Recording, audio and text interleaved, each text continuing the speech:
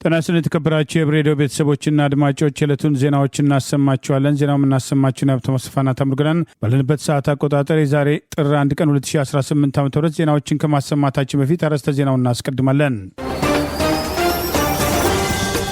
የተጠናከረ የፋኖ ወታደራዊ እንቅስቃሴና የምርኮኞቹ ምስክርነት፣ የአብይ ጦርና ተጨማሪ የጦር ወንጀል፣ ኢሚግሬሽን ዘመቻውና የኢትዮጵያን መያዝ፣ ክሊንጦና ኮሚሽኑ፣ የዓለም ጤና ድርጅት ስጋት፣ የትራምፕ ዛቻ፣ የተጠናከረው የኢራናውያን ተቃውሞ የሚሉና ሌሎችም ወቅታዊ ዜናዎች ያሉን ዝርዝሩን እንሆ።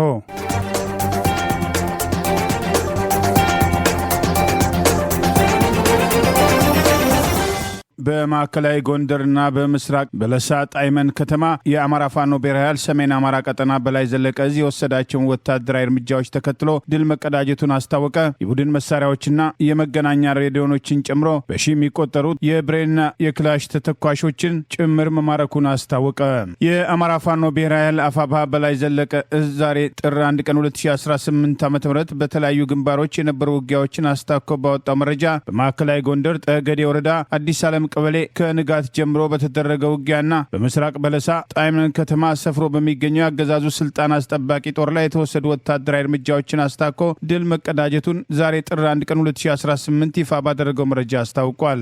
አፋብኃ በላይ ዘለቀ እዝ የአራተኛ ደጃዝማች ኮር የጎቤ ክፍለ ጦር 2 ብርጌዶች ጠራና ዋክሺም በአንድነት ዛሬ ጥር 1 ቀን 2018 ዓ.ም በማዕከላዊ ጎንደር ጠገዴ ወረዳ አዲስ ዓለም ቀበሌ ከጠዋቱ 2 ሰዓት ከ5 ጀምሮ በተደረገ የደፈጣ ውጊያ ጠላት ላይ ከፍተኛ ሰብአዊና ቁሳዊ ኪሳራ ማድረሳቸውን አስታውቋል። የአብይ አገዛዝ ስልጣን አስጠባቂ ወራሪ ሰራዊት 92ኛ ክፍለ ጦር አካል የሆኑት 2 ሬጅመንቶችን የተውጣጣ ኃይል በተሰነዘረባቸው ጥቃት 12 የጠላት ኃይል ሲደመሰስ 52 መቁሰሉን ይኸው መረጃ ጠቅሷል። በዚሁ ቀጠና በላይ ዘለቀ እዝ ዳግማዊ ቴዎድሮስ 5ኛ ኮር የቡድን መሳሪያዎችና የመገናኛ ሬዲዮን ጭምር በርካታ የጠላት ኃይል መማረክ የቻለበትን ድል በዛሬው ዕለት መቀዳጀቱን አስታውቋል። ዛሬ ጥር 1 ቀን 2018 ከንጋቱ 11 ሰዓት ጀምሮ የዳግማዊ ቴዎድሮስ 5ኛ ኮር አባሎች በምስራቅ በለሳዊቷ ጣይመን ከተማ ሰፍሮ የሚገኘውን የአገዛዙን ስልጣን አስጠባቂ ሰራዊት በሶስት አቅጣጫ ወደ ካምፑ ዘልቆ መግባት ጥቃት በመሰንዘር ድል መቀዳጀታቸውን ገልጿል። በጨበጣ ውጊያ የጠላትን 2 ምሽጎች በመደረማመስ የአብይ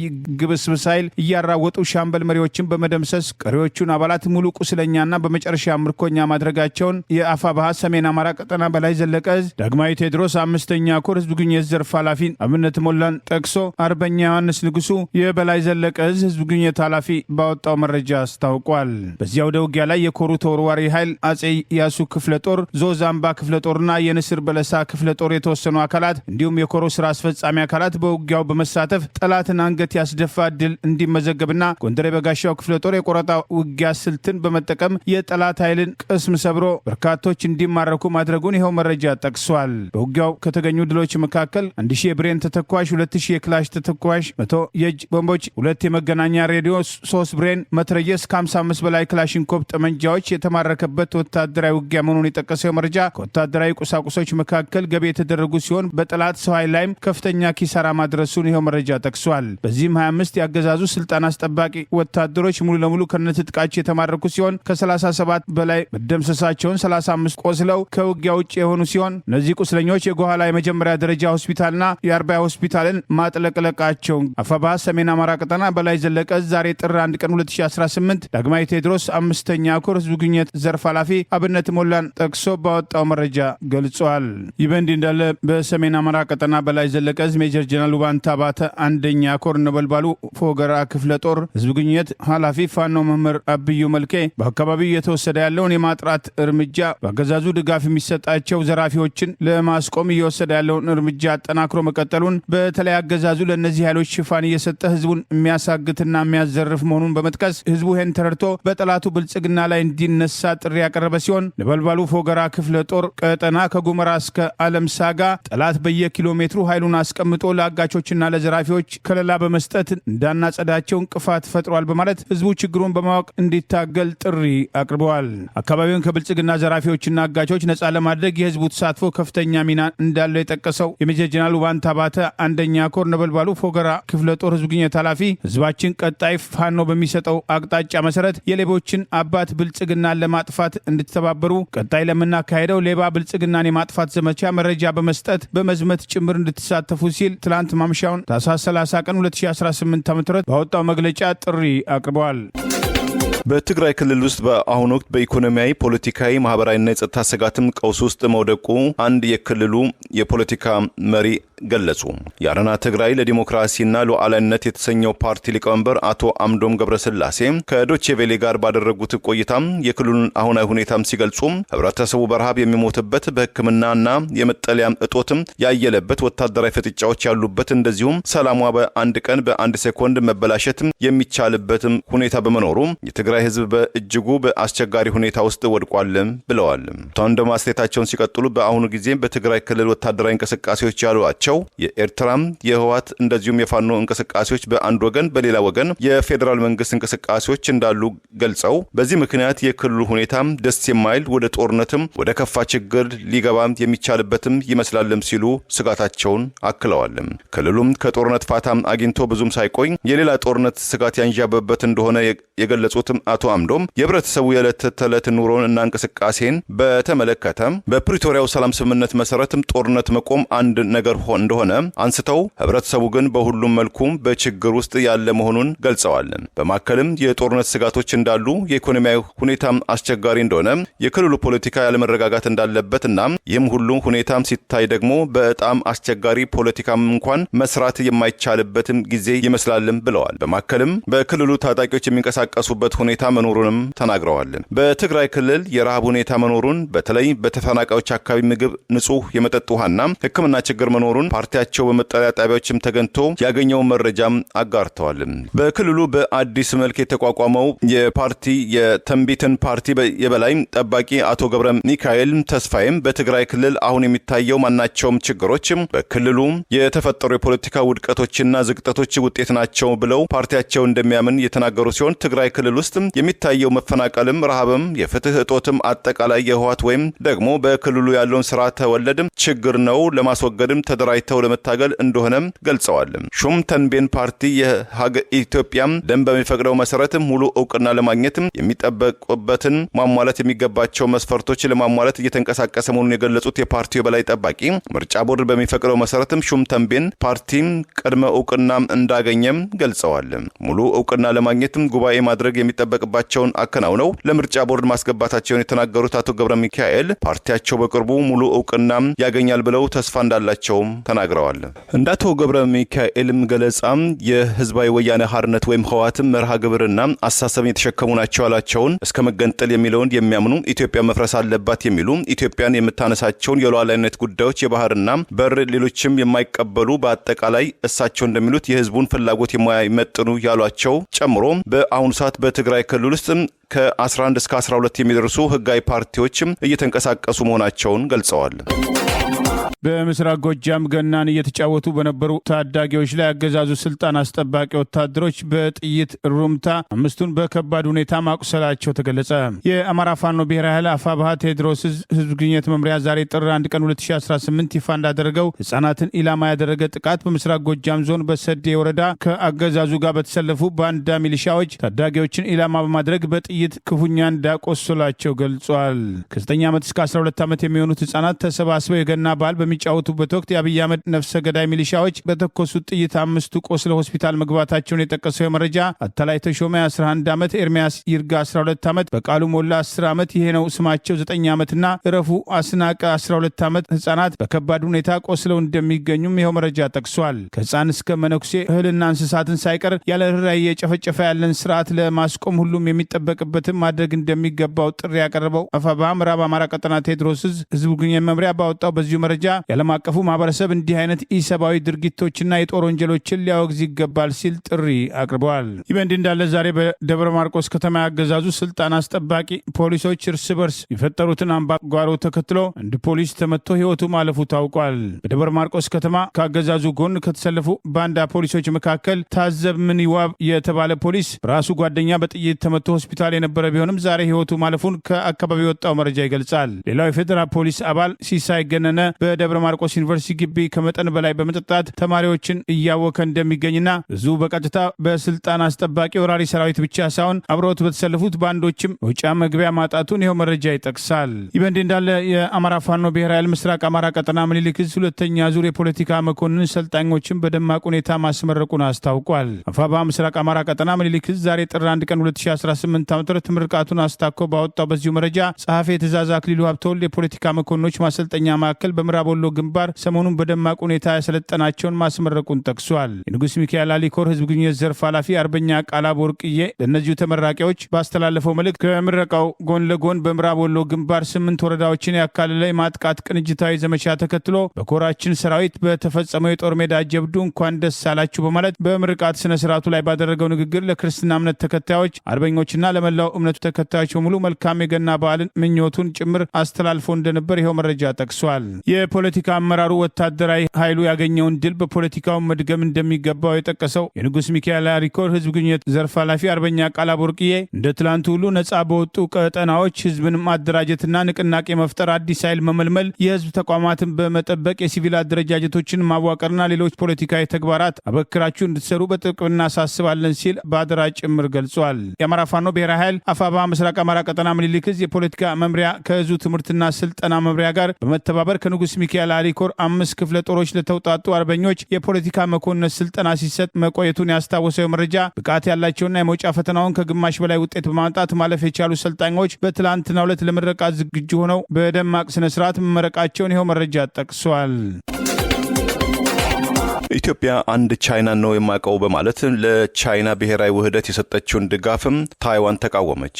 ኢትዮጵያም የቻይናን አቋም መደገፏም አሳዛኝ ነው አለች። በሶማሌላንድ ሪፐብሊክ የሚገኘው የታይዋን ተወካይ ጽህፈት ቤት ኢትዮጵያ ለአንድ ቻይና መርህ የሰጠችውን ድጋፍ ተቃወመ። ታይዋን ላይ የተሰነዘሩትን አስተያየቶችም ሐሰተኛ ናቸው ሲል የገለጸው ጽህፈት ቤቱ ኢትዮጵያ ቤጂንግ በታይዋን ላይ ያላትን አቋም መደገፏም በእጅጉ አሳዛኝ ነው ብሎታል። ጽህፈት ቤቱ ይህንን አስተያየት የሰጠው በትላንትና ሁለት የቻይና ውጭ ጉዳይ ሚኒስትር ዋንግ ዩም ካለፈው ታህሳስ 30 እስከ ጥር 1 2018 ዓ.ም በኢትዮጵያ ባደረጉት ጉብኝት ተከትሎ ኢትዮጵያም ታይዋንን ከቻይና ግዛት የማትነጠል አካል ናት፣ በዓለም ላይ ያለችው አንዲት ቻይና ብቻ ናት፣ የህዝባዊት ሪፐብሊክ ቻይና መንግስትም መላው ቻይናን የሚወክል ብቸኛው ህጋዊ መንግስት ነው በማለት ለአንድ ቻይና መርህ ያላትን ጽኑ ድጋፍ ማረጋገጧን ተከትሎ መሆኑን ታውቋል።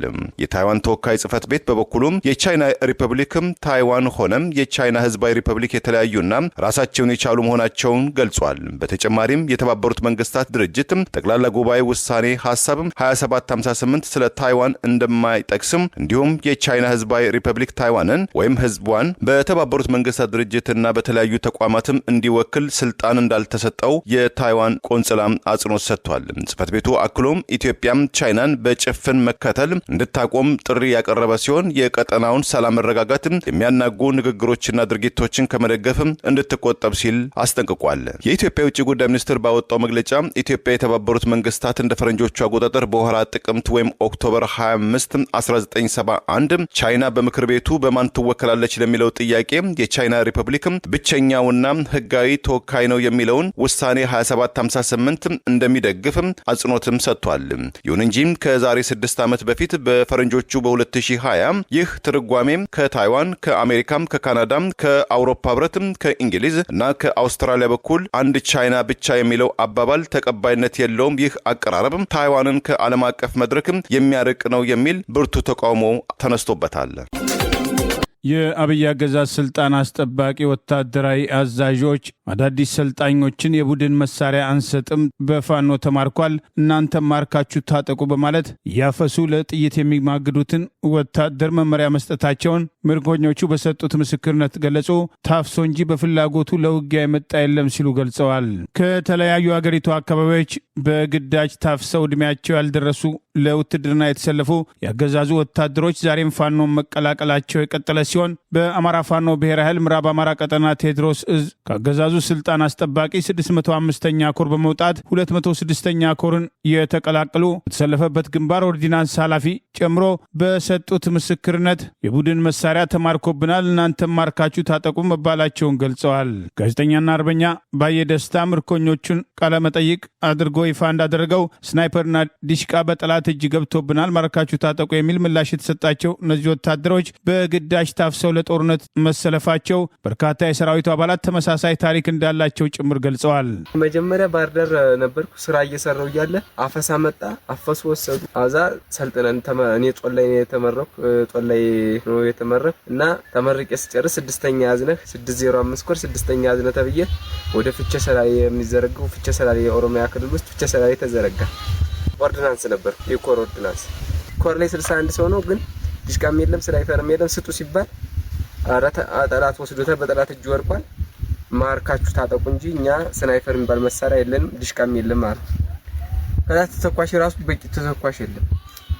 እንደገና ደግሞ የጠላቱንም በወኒ ሰው ሲር ነው እንጂ ያለ ወኒ ብዙ ልጆች አሉ። አሁን እዛ ራሱ ዝም ብለው ኦሮሞም ይሁን አማራም ይሁን ማንኛውም ይሁን ሲጀመር በግዳጅ ነው ሁሉ እያለቀሰኛ ዘነው ስንመጣ ወደ ደጀ በግዳጅ ነው ሁሉ ሲጀመር እየታፈስ ነው። በግዳጅ እየመጣ ዝም ብሎ እያለቀ 15ኛ ክፍለ ጦር ደራ አዲሱ ምልምል ጨርሶ አልቋል። ደራ 15ኛ ክፍለ ጦር ማለት ነው። እነሱስ እንደውም እኔ 3 ሰልጥኛለሁ። እዛው ሆኜ 3 ሰለጥን እወቀራለሁ ግን ልቤ ከሌለ ከዛ ምንም ጥቅም የሌለው ነገር ነው። መወቀር ምንም አይጠቅም። ልቤ አሁን በጣም ደስ ብሎኛል። ደሞ እዚህ መጥቼም እንድታገል መሆኔ ትጥቅ ምናምን ሳናወርድ በቃ ባለነው ነገር እንድንታገል ተደርጎናል። በጣም ነው የምናመሰግን። ደስ ብሎኛል። አሁን በመቀላቀሌ በጣም እጅግ አቀባበል ላይ ራሱ ካልብስ አንስቶ እስከንትን ነገር ያለው አቀራረብ በጣም ደስ ይላል። በቃ ስሜ ደስ ጣፈጠ ይባላል። ያው እኔ የርኩበት በግዳጅ ነው ማለት ነው። ከብናት ወረዳ ነው የተፈሱ። ያው አንድ ሰው በግዳጅ ሄዶ የሚያገለግለውና የሚዋጋው ፕሮግራም የለም ማለት ነው። ኦሮሚያ ክልል ወሰደ፣ ሰለጠነ፣ አመራር ኮር ላይ ጀባን ይሄን ነው ማለት ነው። ወታደር ኦፖ ነው። እኛ ራሱ ከመጣና አሁን ስንት ምርኮኛ እየገባ ነው ማለት ነው። እና ፋኖ የኔ አላቅም እያለው ከዚያ ግን የሚያቋሽሽና እንትን የሚሉ ብዙ አመራሮችና ደግሞ በአብዛኛው የሚያሳዝን አማራ ነው ማለት ነው።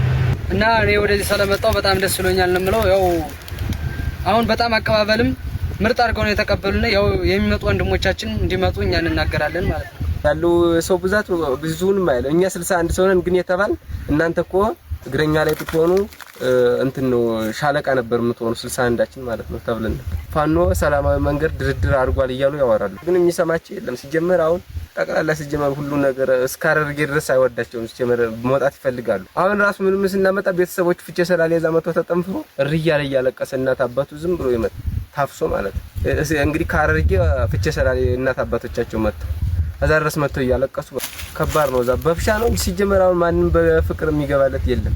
ግን ደግሞ እንደዛ ብለው እነሱ አሁን በፍሻ ሄደው እኛውን የዛኔ ባህር ዳር ሆነ እስቲ በፍሻ የመጣ ተባለ። አዛ ሁሉ እጁን ሲያወጣ በቃ ተወታዳላችሁ ተባል። ግን ያውቁ ጫኑ ወደዚህ ጭኖ እዛ ወደ ማሰልጠኛ ላኩ። እዛ ምን ሰሞንና እዚህ ስመተን ስናይ የሰማይና የምድር ልዩነት ነው። ይፋኖ አቅም አለው። እኛም እያየነው ነው። አሁን ከስንት መሳሪያ ስንት ሰው እየተማረከ ነው።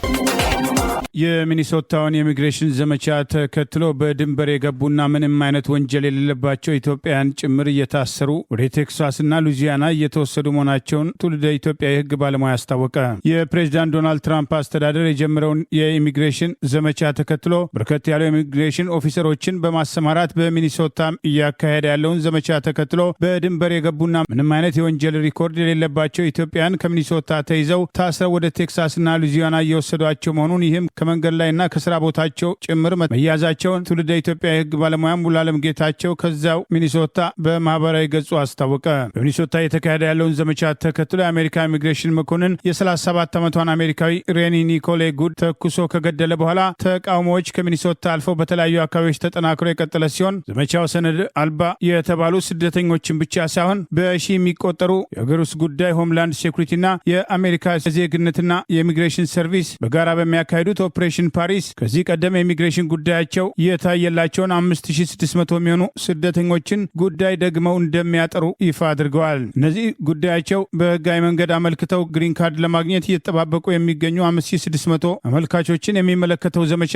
ስደተኞቹ ያቀረቡትን ምክንያት ከኋላ ታሪካቸው ጋር ደግሞ የሚያጣራ መሆኑን ተቋማቱ ባወጡት መረጃ ገልጸዋል። ኢሚግሬሽን ኦፊሰሮችን ያሰማራው አይስና ዩኤስአይኤስ በጋራ የሚያካሂዱት የኦፕሬሽን ፓሪስ ሚኒሶታን ምንም አይነት ኢሚግሬሽን ማጭበርበር የማይፈጸምባት ማድረግ ዓላማ ያነገበ መሆኑ ተገልጿል። በሚኒሶታ ኢሚግሬሽን ዘመቻው ተጠናክሮ ከመቀጠሉ በፊት አስቀድሞ ይፋ በተደረገ ምርመራ የፌዴራል መንግስቱ ለግዛቱ የሚሰጠውን ድጎማ በተለያዩ ምክንያቶች አላግባብ ተጠቅመዋል የተባሉ በርከት ያሉ ግለሰቦችና ድርጅቶቻቸው ተጠያቂ የሆኑ ሲሆን ይህን መሰረት በማድረግ በአብዛኛው የዲሞክራቲክ ተመራጮች የተመረጡባቸውን ሚኒሶታን ጨምሮ 5 ብሉ ስቴቶች ለህፃናት የሚደረግ ድጋፍ የፌዴራል መንግስቱ ማቋረጡ ሰሞኑን መነጋገሪያ መሆኑ አይዘነጋም። በሚኒሶታ ኢሚግሬሽን ኦፊሰሩ የፈጸመውን ግድያ ተከትሎ ምርመራውን ኤፍቢአይ ያካሄደ ቢሆንም የግዛቱ አቃቢ ህግና የጸጥታ አካላት ከኤፍቢአይ ጎን ለጎን የራሳቸውን ምርመራ እንደሚያካሂዱ በሰጡት ጋዜጣዊ መግለጫ ይፋ አድርገዋል። በኢሚግሬሽን መኮንኑ የተገደለችው የ37 ዓመቷ አሜሪካዊት ሬኒ ኒኮል ጉድን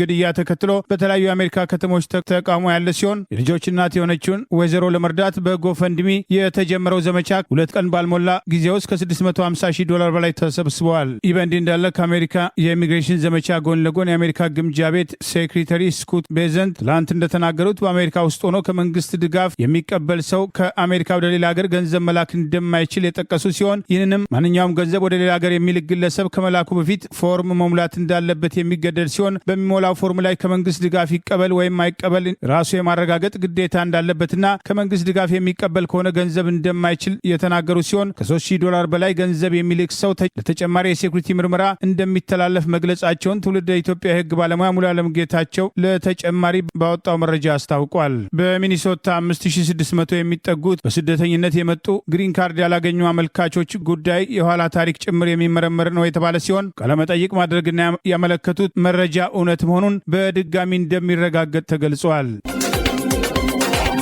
ዓለማችን ለጤናም ካላትም ትኩረት ይልቅም ለጦርነት የምታወጣው ወጪ ጨምሯል ሲሉም ዶክተር ቴድሮስ አድሃኖም ቅሬታቸውን ገለጹ። የዓለም ጤና ድርጅት ዋና ዳይሬክተሩ ዶክተር ቴድሮስ አድሃኖም ዓለም አቀፉ ማህበረሰብ የቅድሚያ ትኩረቱን እንዲፈትሽና በሰው ልጅም ጤና ላይ ኢንቨስት እንዲያደርግ ሲሉም ጥሪ አቅርበዋል። ዶክተር ቴድሮስ በጄኔቫ በሰጡት መግለጫ በአሁኑ ወቅት በዓለማችን ዙሪያም ለጦርነትና ለወታደራዊ ዝግጅት የሚወጣው ወጪም በከፍተኛ ሁኔታ እየጨመረ መምጣቱን ገልጸው በአንጻሩ ደግሞ በሚሊዮኖች ቆጠሩ የሰው ልጆችም ህይወታቸውን ሊታደጉ ለሚችሉ የጤና አገልግሎቶች የሚመደበው በጀትም እየቀነሰ መሆኑን በማንሳት ይህ አዝማሚያ አሳሳቢና የዓለምን የወደፊትም ሰላምና ደህንነትን አደጋ ውስጥ የሚጨምር ነው ሲሉም አስጠንቅቀዋል።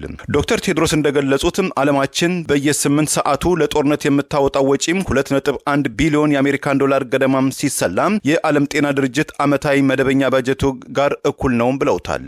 አገራትም እርስ በርስ ለመጠፋፋትና የሰው ልጅ ለመግደል ረዱ መሳሪያዎች ላይ ቢሊዮነሮችን ሲያፈሱ በሽታን ለመከላከልና ህይወትን ለመታደግ በሚረዱ የጤና ዘርፎች ላይ ግን በጀታቸው እየቀነሰ ወይም እየተመናመነ መጥቷልም ብለዋል። የወታደራዊ ወጪዎች መጨመርና የጤና በጀት መሳሳት የዓለም እንደ ኮቪድ-19 ያሉ የወደፊት ወረርሽኞችን ለመቋቋም ያላት ዝግጁነት በእጅጉ እንደሚቀንስም ዶክተር ቴድሮስም ስጋታቸውን ገልጸዋል። ዶክተር ቴድሮስ በማከልም ጤና እንደ ወጪም ሳይሆን እንደ መሰረታዊ የልማት የሰላም ኢንቨስትመንት መታየትም እንዳለበትም አጽንኦትም ሰጥተዋል። ጦርነት መፍትሄ አይደለም፣ መፍትሄውም ሰላም፣ ዲፕሎማሲና በሰው ልጅ ደህንነት ላይ ማተኮር ነው ሲሉ መልእክታቸውን ያስተላለፉት ዶክተር ቴድሮስ በርካታ ሀገራት በመከላከያ በጀት ላይ ከፍተኛም ጭማሪ እያደረጉ ባለበትም በሌላ በኩል ደግሞ ለዓለም የጤና እርዳታ የሚመድቡት የገንዘብ መጠን እየቀነሰ ወይም እየተቆራረጠ በመምጣቱ ስጋታቸውን ገልጸዋል። የኢትዮጵያ ሰብአዊ መብት ኮሚሽን አቶ ዮሐንስ ቦያለው የሚገኙበት ቅሊንጦ ማረሚያ ቤት ከአቅሙ በላይ በርካታ ታሳሪዎች መያዙን ገለጸ። ኮሚሽኑ የህሊናና የፖለቲካ እስረኞች ጭምር በፍርድ ቤት የሰጡትን የሰብአዊ መብት ጥሰት ምስክርነት ኮሚሽኑ ባወጣው መረጃ አድበስብሰዋል። በፌዴራል ማረሚያ ቤት ስር የሚገኘው የቅሊንጦ የጊዜ ቀጠሮ ማረፊያ ማዕከል መያዝ ከሚችለው ተጠርጣሪዎች ቁጥር በላይ የያዘ በመሆኑ ከፍተኛ መጨናነቅ መፈጠሩን በአገዛዙ ቁጥር ስር የሚገኘው የኢትዮጵያ ሰብአዊ መብቶች ኮሚሽን ኢሰማኮ ገለጸ።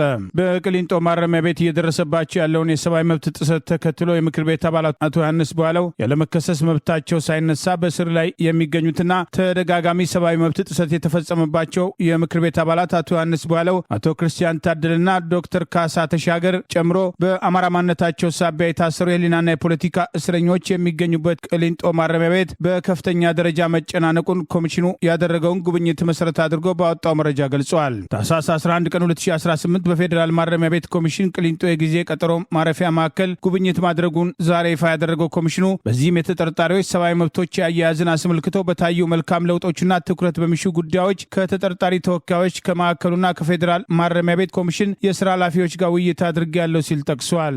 አቶ ክርስቲያን ታደለ ለህይወታቸው ጭምር እንደሚሰጉና በቅሊንጦ ማረሚያ ቤት ባለስልጣን በሆነው በተደጋጋሚ የሚፈጽመውን ድርጊት ጭምር ለፍርድ ቤት መናገር በፍርድ ቤት ጭምር ተጠይቆ ምላሽ የሰጠ ቢሆንም መፍትሄ አለማግኘታቸውን መግለጻቸው አይዘነጋም።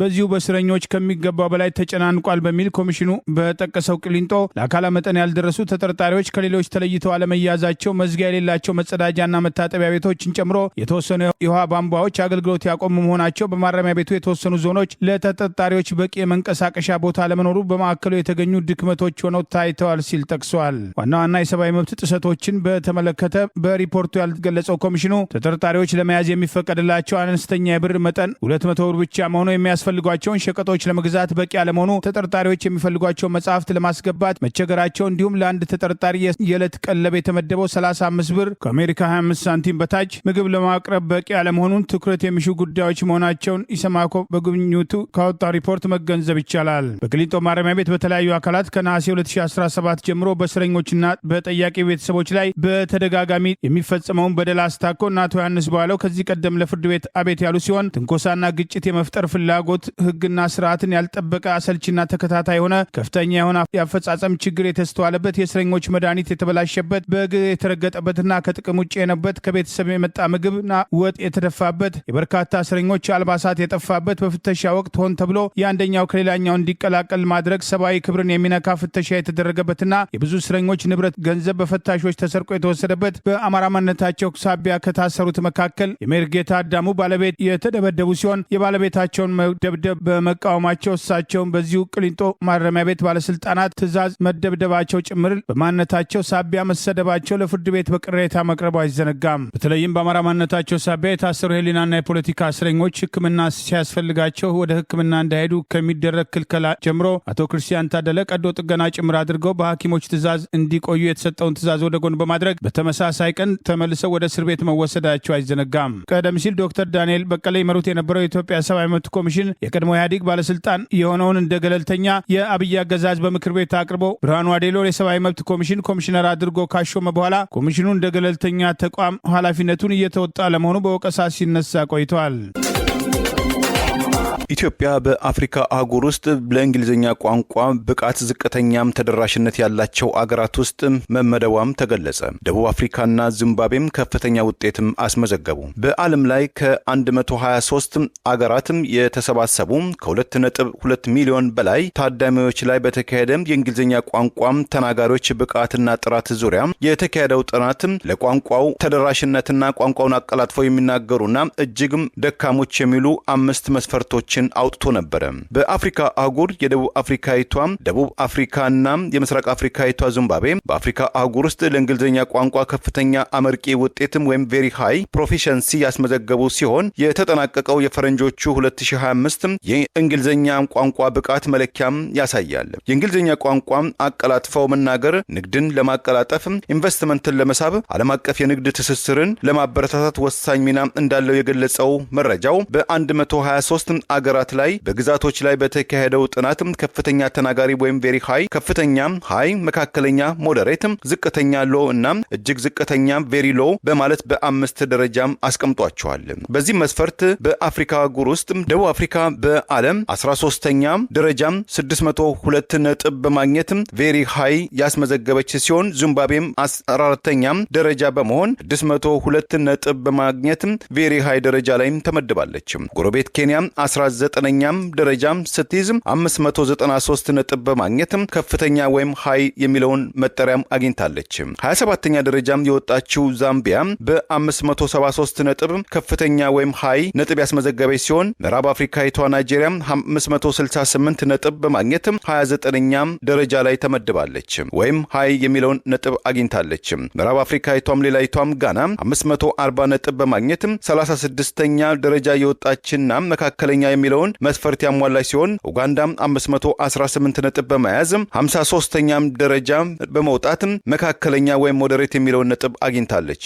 ኢትዮጵያም 499 ነጥብ በማግኘት በ65ኛ ደረጃ ዝቅተኛ ያዘችን ሲሆን ቱኒዚያ 498 በመያዝ 66ኛ ወይም ዝቅተኛ ደረጃ ስትመደብ፣ ሌላይቷም ሰሜን አፍሪካዊቷ ሞሮኮ 492 ነጥብ በመያዝ 68ኛ ደረጃ በመያዝ ዝቅተኛም ተብላለች።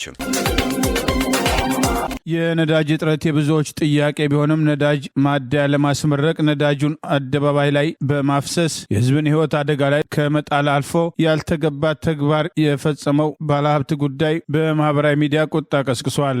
በኢትዮጵያ ሕዝብ ሀብት መጠነኛ ድጎማ ተደርጎለት ወደ አገር ውስጥ የሚገባ ነዳጅ በበቂ ሁኔታ ለመሰራጨትን ተከትሎ በየማደያው ለሰዓታት አንዳንድ ቦታዎች ላይ ለቀናት ነዳጅ ለማግኘት የሚንከራተቱ ባሉበት ሀገር በኦሮሚያ ክልል በባሌ ሁለተኛ ነዳጅ ማደያውን ያስመረቀ ግለሰብ ለምርቃት ስነ ስርዓቱ ነዳጁን ወደ መሬት በመድፋት የፈጸመው ተግባር ብዙዎችን አስቆጥቷል። በአነስተኛ ድጎማ ቢሆን የተገዛውን ነዳጅ በበቂ ሁኔታ እንዳይሰራጭ በሙስና ያገዛዙ ባለስልጣናትና አብረዋቸው ግንባር የፈጠሩ የነዳጅ ማደያ ባለቤቶች ነዳጅ ያልቋል በማለት በተደጋጋሚ ምላሽ የሚሰጡ ሲሆን ይህን ችግር ለመቅረፍ በየጊዜው ያገዛዙ ቁንጮ ባለስልጣናትን ጨምሮ በአደባባይ የሚይዙቱ ቢሆንም ችግሩ ሳይቀረፍ ዛሬም ዋና ከተማዋን አዲስ አበባን ጨምሮ ለሰዓታት ለነዳጅ መሰለፍ እየተለመደ መምጣቱን፣ የነዳጅ ዋጋ ከጊዜ ወደ ጊዜ እያሻቀበ መምጣትና የኑሮ ውድነቱን የዓለም የነዳጅ ዋጋ ቢቀንስም የማይቀንሰው የኢትዮጵያ ነዳጅ ዋጋ ጭማሪን ተከትሎ ቅሬታ ያላቸው ወገኖች ባለሀብቱና አጋሮቹ የፈጸሙት ድርጊት ነዳጁን ከማባከን አልፎ በአካባቢው እሳት ቢነሳ ምን ሊፈጠር ይችል ነበር? ሰው እንዴት እንደዚህ ያስባል? የሚል የማናለብኝነት ድርጊት መገለጫ አድርገው በወቀሳ ሲያነሱት ተስተውለዋል። በሾፌሮች ላይ እየደረሰ ያለውን ችግር በተደጋጋሚ የሚያሳውቀው የሾፌሮች አንደበት ማህበራዊ ገጽ ነዳጅ እየደፉ የምትሉን ባይደፉትስ እኛ አንቀዳው ሲያፈሰው ቢያድር ምን አገባን በማለት ነዳጅ ለማግኘት ያለውን ችግር ጭምር በማሳየት በተቃራኒው በባሌ ባለሀብቱ አንድ የነዳጅ ማደያ የነበረውና ሁለተኛ የነዳጅ ማደያ መክፈቱን ምክንያት ማድረግ ለምርቃት ስነ ስርዓቱ የነዳጅ ፓምፕ እሱና አብሮት ያለ ግለሰብ በማንሳት መሬት ላይ ያፈሰሱ የምርቃት ስነ ስርዓቱን ማክበራቸው ሰፊ መነጋገሪያ ሆነዋል። ነዳጁን መሬት ለመሬት እንደው እስኪረጨበት የምርቃት ስነ ስርዓት ይህን ተከትሎ እሳት ቢነሳ ኖሮ በአካባቢው ህዝብ ላይስ ምን ይፈጠራል የሚሉ ጥያቄዎች በቅሬታ የተነሱ ቢሆንም በጥቂት ጊዜ ባለሀብት እየሆኑ ያሉ የአገዛዙ ሰዎችና ደጋፊዎች ነዳጅ በአደባባይ አይድፉ እንጂ ጥጋብና ድርጊታቸው ተመሳሳይ መሆኑን በወቀሳ አንዳንዶች ሲያነሱ ተስተውለዋል። አሽከርካሪዎች በህገ ወጥ ኬላ በሚፈጸምባቸው ጥቃት፣ በነዳጅ እጥረትና ተዘዋውሮ ስራቸውን ለመስራት መቸገር በተደጋጋሚ ቅሬታ እያቀረቡ ቢሆንም ተባብረው ባለመታገላቸው ዛሬም ችግሮች ያለመፈታቱ ተደጋግሞ ሲጠቀስ ቆይተዋል። ይህ በእንዲህ እንዳለ ዛሬ በአማራ ክልል ጎንደር ከአዲስ ዘመን መስመር ወደ ጎንደር ከአፍዴራ የጫነውን ጨው ይዞ ይጓዝ በነበረ አሽከርካሪ ላይ ዛሬ ጥር 1 ቀን 2015 ዓ.ም ከጫካ ብቅ ያሉ ዘራፊዎች ፊት ለፊት ጥይት ተኩሰውበት ሾፌሩ ህይወቱ መትረፉን የሾፌሮች አንደበት በማህበራዊ ገጹ አስታውቋል። ይህ ተኳሽ ሾፌሩን ቢገድለው ጥቅሙ ምንድነው? የሾፌሩ ልጆች ካለ አሳዳጊ ቤተሰቦቹን ካለ ጧሪ ከማስቀረት ውጭ ምን ጥቅም አለው? እንዴት አይነት ሰይጣናዊ ተግባር ነው? ማለት ድርጊቱን አውግዟል። ሾፌሩ ከባድ የሚባለውም የበረሃ ክፍል ሙቀቱ ከ50 ዲግሪ በሚሻገርበት የአፍዴራ መሬት ጨው ጭኖ ለማድረስ በሐሩር ቀልጦ መሪ ጨብጦ በሚጓዝበት በዚህ ልክ ጭካኔ ተላብሶ ነፍሱን ለመንጠቅ መነሳት ምን የሚሉት ተግባር ነው? ማለት አጋጆች ዘራፊዎችን ልትከታተሉ ይገባል በማለት የበኩሉን ጥሪ አቅርበዋል። በአሜሪካም ካሊፎርኒያ ግዛት የሚገኙ አብያተ ክርስቲያናትም መጪው የጌታ የኢየሱስ ክርስቶስ በዓለ ጥምቀትን በጋራ ለማክበር ዝግጅታቸውን አጠናቀው ዕለቱን በጉጉትም እየጠበቁ ይገኛሉ። ቅዳሜ ጥር 9 እና እሁድ ጥር 10 2018 ዓ.ም ወይም በፈረንጆቹ ቅዳሜ ጃንዋሪ 17 እሁድ ጃንዋሪ 18 2026 የአውሮፓ አቆጣጠር በደቡብ ካሊፎርኒያ እና አላስካ አህጉረ ስብከት ስር የሚገኙ ከ10 በላይ የኢትዮጵያ ኦርቶዶክስ ተዋሕዶ ቤተክርስቲያን አብያተ ክርስቲያናት በአንድነት በሚያከብሩት የታላቁ የጥምቀት በዓል በሎስ አንጀለስ ጃንሜዳ መንፈሳዊ መርሃ ግብር ላይ ሊቃነ ጳጳሳት፣ ካህናት፣ ታዋቂ ሰባኪያን፣ ዘማሪዎች፣ የሰንበት ትምህርት ቤቶች አገልጋዮችም ይገኛሉ። እርሶም ቤተሰቦም በ1000 ቬን ስካሊ አቬኑ ሎስ አንጀለስ ካሊፎርኒያ 90012 በሚገኘው በታዋቂው የዶጀርስ ስታዲየም የመኪና ማቆሚያ ቁጥር 13 እና 14 ላይ የታላቁ መንፈሳዊ የጥምቀት ፕሮግራምን ይታደሙ ዘንድ አዘጋጅ ኮሚቴው በክብር ጋብዞታል። የማይቀርበትም ታላቅ መንፈሳዊ የጥምቀት በዓል በሎስ አንጀለስም ጃንሜዳ። በአሜሪካ ፖርትላንድ ኦሪጋን የአሜሪካ የፌዴራል የጸጥታ ኃይሎችም ተኩስም ከፍተው 2 ሰዎችን ማቁሰላቸውን ባለስልጣናት ተናገሩ። የከተማዋ የፖሊስ መምሪያ በሰጠው መግለጫ አንድ ወንድና አንድ ሴት ወደ ሆስፒታል እንደተወሰዱ ሁኔታዎቹም እስካሁን እንደማይታወቅም አስታውቋል። የአገር ውስጥ ደህንነት ሚኒስቴር ወይም DHS ክስተቱ አንድ የቬንዙዌላ ወሮበላ ቡድን አባል በመኪና የጸጥታ ኃይሎችን ለመግጨት ሲሞክር የተፈጠረ ክስተት መሆኑን ገልጿል። የመኪና ተሳፋሪና ኢላማው የተደረገው ግለሰብም ዲአረጓም ከተሰኘ ቡድን ጋርም ግንኙነት ያለውና በቅርቡም በፖርትላንድ በተፈጸመ የተኩስ ልውውጥ የተሳተፈ ህገወጥ የቬንዙዌላም ዜጋ ነው ሲል DHS በማህበራዊ ትስስር ገጹ አጋርቷል። የህግ አስከባሪዎች ለተሽከርካሪው ተሳፋሪ ማንነታቸውን ሲገልጹም አሽከርካሪውም ተሽከርካሪውን እንደ ጦር መሳሪያ በመጠቀም የህግ አስከባሪ ወኪሎችን ለመግደል ሞክረዋልም ብለዋል። አንድ የጸጥታ ኃይል ለህይወቱና ለደህንነቱ በመስጋትም ጥይት ተኩሷል። አሽከርካሪው ከተሳፋሪው ጋር መኪናውን በመጠቀም ከቦታው ለመሸሽ ሞክሯልም ብለዋል። የፖርትላንድ ፖሊስ ባወጣው መግለጫ ፖሊሶቻቸው በጉዳዩ ውስጥ እንዳልተሳተፉና የተኩስ ሪፖርትም ከተቀበሉ በኋላ መሰማራታቸውን ገልጸዋል። በጥይት የተመቱት 2 ሰዎች ማንነትም ያልታወቀም ሲሆን ባልና ሚስቱ መሆናቸውም ከስፍራው የወጡ መረጃዎች ገልጸዋል። ይህ በዚህ እንዳለ የ3 ልጆች እናት የግጥም ተሸላሚ የ37 ዓመቷ አሜሪካዊት ዜጋ ሬኒ ኒኮል ጎድን ባለፈው ሮብም በአሜሪካ ሚኒሶታ ግዛት የ6 ዓመትም ጨቅላ ልጇን ከትምህርት ቤት አድርሳ ስትመለስ በፌዴራል የኢሚግሬሽን ሰራተኞች ወይም ICE አባል በተተኮሰባት 3 ጥይት ተመታ መሞቷን ጉዳዩም ገዳዩ አይከሰስም መባሉን ተከትሎ ሚኒሶታን ጨምሮ በርካታ የአሜሪካ ከተሞች ውስጥ የተቃውሞ ሰልፎችም እየተካሄዱ ይገኛሉ። የአሜሪካው ፕሬዝዳንት ዶናልድ ትራምፕ ጨምሮ ከፍተኛ ባለስልጣናት ሟችም ኒኮል ጎድስ የአገር ውስጥ አሸባሪ ለድምፅ ጽፈኞች በር የከፈተች የሚል ውንጀላ ቢያቀርቡባትም ወላጅናቷም ዶናም ጂንጀር ልጄም በህይወቴም ከማቃቸው ሰዎች መካከል ከደጋጎቹ ከተፈቃሪዎቹ ለምህረትም ከቀረቡና ሰዎችን ለመርዳትም ደፋ ቀና ከሚሉ መካከል አንዷ ነች በማለትም ለሚኒሶታ ስታር ትሪቢዩን አስተያየታቸውን ሰንዝረዋል። በተያያዘ ዜና የኢሊኖይስ ግዛት የዲሞክራቲክ ኮንግረስ አባላ ሮቢን ኬሊ የአሜሪካም የአገር ውስጥ ሹማም ክሪስቲን ናኦሚ ከቺካጎም እስከ ሚኒሶታ ሽብርን በማስፋፋት ወንጀል የሚከሰሱበት ወይም ኢምፒችም የሚደረጉበት ንጹሃን ዜጎችም የመግደል እርምጃም እንዲቆም የሚያስችል የህግ አግባብ እያረቀኩኝ ነው ሲሉ በማህበራዊ ትስስር ገጻቸው አጋርተዋል። በኢኮኖሚያዊ ቀውስና የሀገሪቱ ገንዘብ የመግዛት አቅም መዳከምን ተከትሎ በኢራን የተነሳው ተቃውሞ ተጠናክሮ ቀጥሏል። ፕሬዚዳንት ዶናልድ ትራምፕ ለሁለተኛ ጊዜ የሀገሪቱ መንግስት በተቃዋሚዎች ላይ መተኮሱን ካላቆመ እርምጃ እንደሚወስዱ ዝተዋል። በኢራን የሚካሄደው ህዝባዊ ተቃውሞ 2 ሳምንታትን ያስቆጠረ ሲሆን በአሁኑ ወቅት የአሜሪካ ፕሬዚዳንት ዶናልድ ትራምፕ በኢራን ላይ ከባድ ጥቃት እንደሚፈጽሙ በድጋሚ ዝተዋል። በኢኮኖሚ ቀውስ ምክንያት በመንግስታቸው ላይ ተቃውሞ እያሰሙ ያሉት ኢራናውያን በተለያዩ የሀገሪቱ ከተሞች በምሽት ሳይቀር አደባባይ እየወጡ ተቃውሞ ሲሆን የጸጥታ ኃይሎች በሚወስዱት እርምጃ የሚገደሉ ሰዎች ቁጥር በየዕለቱ እየጨመረ ወደ 40 መድረሱን የመብት ተቆርቋሪዎች ይፋ ባደረጉት መረጃ አስታውቋል።